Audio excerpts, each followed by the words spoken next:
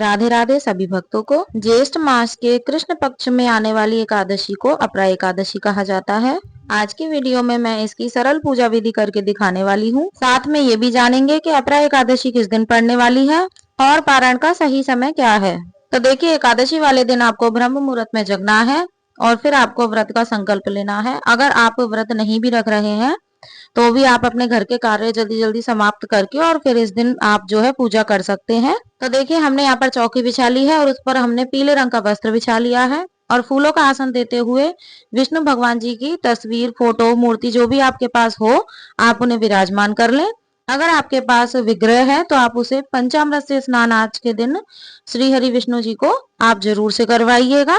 फिर उसके बाद हम गणेश जी को भी फूलों का आसन देते हुए यहाँ पर विराजमान कर लेंगे। यदि आप लड्डू गोपाल जी की सेवा पूजा करते हैं तो उन्हें भी आप पंचामृत से स्नान वगैरह करवा के और फिर आप विराजमान कीजिए चौकी पर। आप ये पूजा चाहें तो अपने मंदिर में भी कर सकते हैं या फिर आप अलग से चौकी लगाकर भी पूजा कर सकते हैं। तो सर्वप्रथम हम यहाँ पर सभी को जल का छींटा लगाकर भाव रूप में स्नान करा लेंगे। अगर आपके पास विष्णु भगवान जी का विग्रह, फोटो, प्रतिमा नहीं है आपके पास तो आप लड्डू गोपाल जी की पूजा जो है कर सकते हैं। वो भी श्री हरि विष्णु भगवान जी का ही बाल स्वरूप होते हैं। तो देखिए, अब इसके बाद हम दीपक प्रज्वलित करेंगे। तो दीपक आप चाहें तो तिल के तेल का या फिर घी का आप ले सकते हैं। अब इसके बाद हम गणेश भगवान जी को और विष्णु भगवान जी को वस्त्र स्वरूपी का लावा समर्पित करेंगे और लड्डू गोपाल जी को हमने पहले से ही स्नान करवा कर वस्त्र धारण करवा दिए हैं। इस दिन आप ओम नमो भगवते वासुदेवाय का जाप कर सकते हैं। अब हम जानते हैं कि एकादशी कब है। तो देखिए, 12 तारीख को यानी कि 12 मई को 12 बज के कुछ मिनट पे हमारी एकादशी शुरू हो रही है।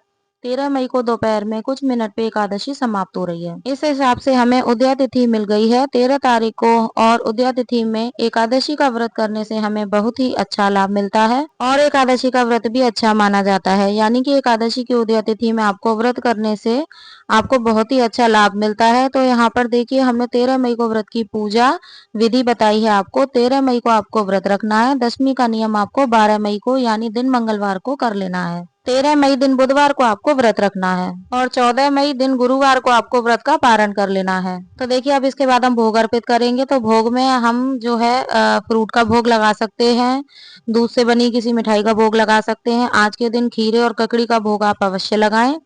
तो गणेश जी को अलग से भोग लगाएंगे क्योंकि उनके फलों में भोग में तुलसी दल अर्पित नहीं किया जाता और विष्णु भगवान जी को हम तुलसी युक्त भोग अर्पित करेंगे। उसके बाद हम सभी को चंदन से तिलक करेंगे। दीपक का भी पूजन हम कर लेंगे और सभी के लिए जल रखेंगे। एक लोटे में जल रख लेंगे सूर्य भगवान को अर्घ देने के लिए।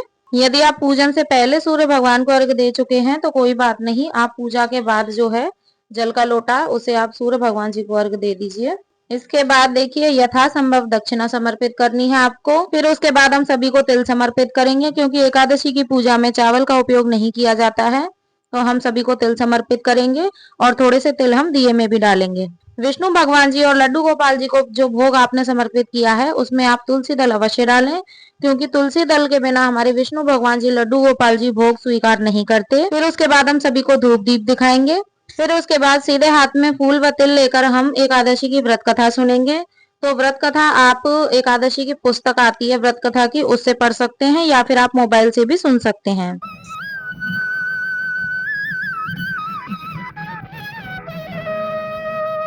व्रत कथा सुनने के बाद आपने जो भी हाथ में तिल व फूल लिए हैं वो आप श्री हरि विष्णु भगवान जी के चरणों में अर्पित कर दें। फिर इसके बाद हम आरती करेंगे। तो देखिए, आरती आप सबसे पहले गणेश जी की आरती करेंगे और फिर उसके बाद भगवान विष्णु जी की, लड्डू गोपाल जी की आरती करेंगे। तो आरती आपने जो दीपक प्रज्वलित किया आप उससे भी कर सकते हैं या फिर आप अलग से कपूर की भी आरती आप कर सकते हैं। देखिए, अपरा एकादशी का व्रत करने से हमें सभी पापों से मुक्ति मिलती है और साथ ही वैकुंठ की प्राप्ति भी होती है। आरती करने के बाद हम आचमन कर लेंगे। हाथ जोड़कर पूजा में रही कमियों के लिए क्षमा याचना करेंगे। पूजा करने के बाद जो जल का लोटा है उससे हम सूर्य भगवान को अर्घ दे देंगे और जो भी फल हमने भोग लगाए हैं प्रसाद स्वरूपी सारे परिवार में हम प्रसाद स्वरूपी बांट सकते हैं और जो दक्षिणा है वो आप दान कर सकते हैं या फिर आप लड्डू गोपाल जी का कोई सामान भी आप ले सकते हैं। देखिए, कहा जाता है कि जो फल कार्तिक मास में स्नान करने से या फिर गंगा तट पे पितरों का पिंड दान करने से मिलता है, वही फल अपरा एकादशी का एकमात्र व्रत करने से प्राप्त होता है। देखिए, अपरा एकादशी का व्रत आप अगर ना भी कर सके तो उस दिन आप शुद्ध सात्विक भोजन करिए। सुबह सुबह स्नान आदि करने के बाद इस तरीके से आप पूजन करिए। चौकी आप ना भी लगाएं, जहां भी ठाकुर जी आपने विराजमान किए हैं, आपका मंदिर है या फिर अगर आपके पास विष्णु भगवान जी की कोई भी फोटो प्रतिमा है तो उनकी इस तरीके से आप पूजा कीजिएगा। आप फ्रूट का उनको भोग लगाइएगा। शाम के समय धूप दीप जलाएं, मंत्रों का जाप करें।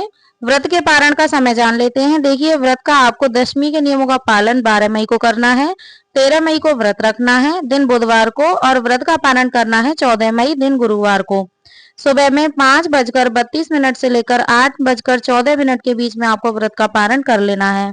तो वीडियो अच्छा लगा हो तो लाइक जरूर करें। मिलते हैं नेक्स्ट वीडियो में, तब तक के लिए राधे राधे, हरे कृष्णा।